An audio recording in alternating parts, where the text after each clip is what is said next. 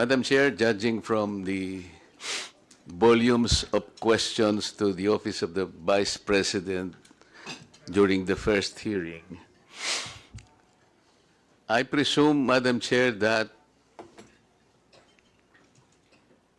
considering that those questions originated from the 2022 budget, am I correct to presume, Madam Chair, that the budget of the Vice President in 2022 or the utilization of those budgets were subjected to a notice of disallowance?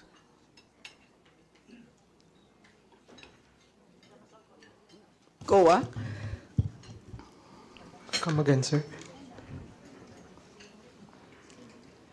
What's the question po? Tinatanong po kayo kung nagkaroon ng notice of disallowance noong 2022 ang OVP.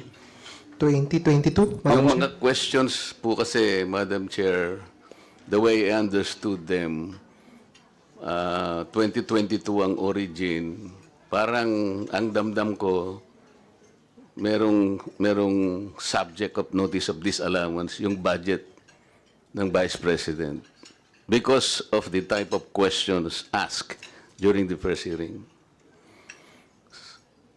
Madam Chair, for the 2023, we have not yet... 22. 22. Kasi nagsimula doon ng mga questions, di ba? Based on the report of COA, Madam Chair, for the year 2022, Nagsimula yung tanong yung 2022. the audit team issued notice of disallowance amounting to 2,638,186 on April 5, 2022 pertaining to the engagement of private lawyer as legal consultant without the written conformity of the Solicitor General and the concurrence of COA. So that's the only ND or notice of disallowance issued during that year. What about in 2023, Madam Chair? For 2023, Madam Chair, there was no notice of disallowance issued to the OBP. So why is it, Madam Chair, that most of the questions are being asked as though they do not believe the Vice President than when she said that she is already communicating with the COA? Madam I Chair. think the Office of Vice President, Madam Chair, is being audited by the Intelligence and Confidential Fund Audit Unit. Is that correct? Madam Chair, if I may I clarify, what I have said about the notice of disallowance is pertaining to the transactions of the OBP, not for the confidential fund, because we are the audit team of OBP for the transactions to audit the transaction of the OBP, not the confidential fund. The confidential fund is being audited by the ICFAO, another office from the COA. Yes, so the question is supposed to be for you. Yes, Madam Chair. Subjected ba sa Intelligence and Confidential Fund Audit Unit, Yes, yung Madam. confidential fund ng Vice President? Yes, Madam Chair. So was there a notice of disallowance? There was a notice of disallowance issued for the fourth quarter of 2022, Madam Chair. There was. Yes. Okay, Madam Chair, may I know the nature of a notice of disallowance? I mean the nature. A notice is How do you characterize a notice of disallowance? a notice is disallowance is given for expenses disbursed with it is a notification to the head of agency and or accountant informing and requiring the persons liable to restitute the amount of the disallowance that is a confidential expense disapproved or disallowed in audit, either in whole or in part, as a result of illegal, irregular, or improper disbursement or expenditure of such fund.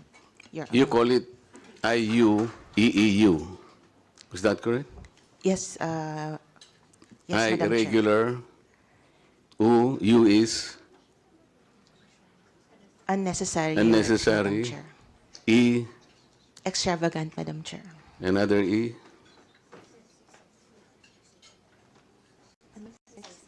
Excessive po. And you, Unnecessary, Your ang una yung unnecessary, unconscionable. unconscionable po. Okay, so you initially determined when you issued a notice of disallowance to the office of the Vice President that somehow merong lumabas dun sa IU-EEU. Is that correct?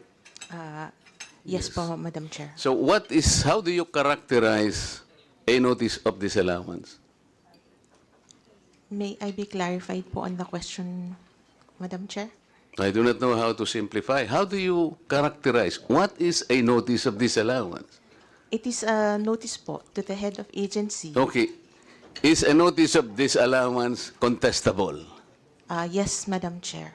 It is not a final It is not the final action judgment. of COA. Opo.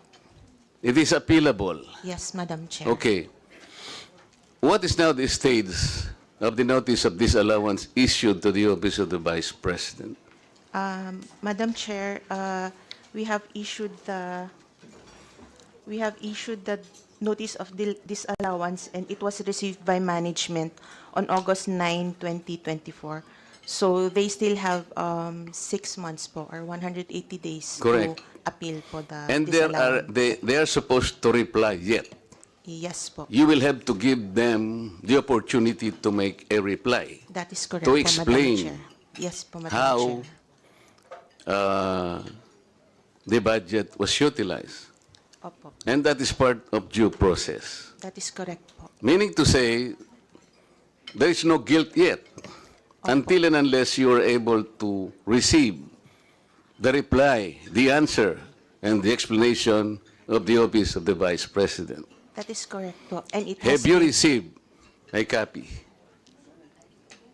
of the reply po. Yes. They have not yet replied po So to the yun na ND. nga eh.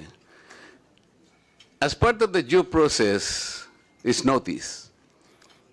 Then the Vice President will submit to you an answer explaining, detailing how the budget was utilized. And you will receive that Madam in due Chair. time. Madam Chair, if it is already a notice of disallowance, their remedy would be to appeal the notice of disallowance po. Madam, ang sinasabi ko, wala pa nga eh. It is yet to be sent to your office. Is that correct? Wala pa siyang reply. Yun nga po, hindi po reply ang remedy nila to the notice of disallowance, but an Ano po appeal. dapat? An appeal to the notice of disallowance. Well, wag mo na nga. It's an appeal. Yes po. Sa aming mga hindi masyadong nakakaalam ng terminology, pwede ring reply. Reply is an appeal. Ngayon, ibibigay pa lang sa'yo. Madam Chair, ang reply po is we presuppose na sa ICFAO po ulit, pero ang appeal po is with the commission proper na po. Madam Chair, napakasimple po ng sinatanong. Alam po natin yun. A reply is supposed to be submitted to the commission proper. Yes po. Pero sa ngayon, hindi siya magre-reply kasi sasagutin niya muna kayo. And until today, hindi pa niya sinasagot because they are still within the reglementary period of 6 months That is correct po. to make an That is answer correct. to you. That is correct po. That is the nature of things, Madam Chair. That is correct. So wala pa siyang, there is no judgment yet. That is correct po. And it has been emphasized po in the first hearing that the notice of disallowance Kaya nga, if is not yet questions, for final. example, are coming from us, questioning and judging the utilization of the funds of the Vice President, when you yourselves, the rightful office, has yet to receive the explanation, we cannot be more popist than the Pope, Madam Chair. Is it correct?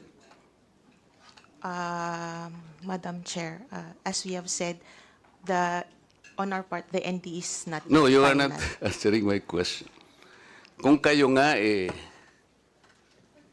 tatanggapin nyo pa lang magsasubmit pa lang if we will be questioning it already from our end, we're like more popist than the Pope, Madam Chair. Am I correct? I cannot Kung ikaw naman, ba't naman hindi mo masasagot naman yan, napakasimple. Kung ikaw nga, hinihintay mo pa eh. Dapat naman nating hintayin, that is the part of due process. Yes. Kami naman, naglulundag na kami na nagtatanong. Kaya nga ang sabi ng Vice President, narinig ko, I am already communicating. I am about to communicate with the COA. I think she will do that because that is the process. Hindi naman pwedeng hindi niya sagutin. Kaya nga po ang sinasabi ko, kasi ang dami na pong nagsipagtanong. Lalo na po nung unang hearing, naglulundag po lahat eh. So the nature of a notice of disallowance, Madam Chair, it is yet to be explained. Sa ngayon, hindi pa eh. Kung sakaling ma-explain, Madam Chair, at halimbawa, hindi nyo pinakinggan, the Vice President has the option to go to the COA proper for an appeal. That is correct. That is correct. And considering the appeal was dismissed, the Vice President can go to the Supreme Court. Is that correct? That is correct. So there po. is a whole gamut of process. That is correct. Will you po. confirm that? That is correct po, Your Honor. That is why, can you advise us, including me, whether we are supposed to ask questions, considering that you have not yet received her explanation to your office? Madam Chair, I am not. You cannot advise me? We are not in a position to know the power or the prerogatives of the No, House of I am Representatives. telling you already. I am telling you already because we're supposed to ask questions on the budget of the Vice President. But they started asking questions on the 2023 budget, which was subjected to a notice of disallowance. I'm telling you, Madam Chair, that the Vice President is yet to make an explanation to be submitted to your office, and you are waiting for that. Yes, Madam Chair. Correct. That's why when we were subpoenaed, we explicitly Oo nga. mentioned that So, tama these are bang- not yet. Tama ba kung Final. magtanong na ng magtanong ngayon habang ikaw ay hindi mo pa nare-receive kung ano yung sagot niya? Do you think I am correct in asking questions habang ikaw ay naghihintay pa lang ng isasagot niya sa iyong opisina? Tama ba ang gagawin ko kung magtatatanong ako ngayon? Madam Chair, I can only speak po for on the point of view of COA now. We have issued these, in the end, it's still subject to appeal. Kindly wrap up. Maraming salamat, Madam Chair.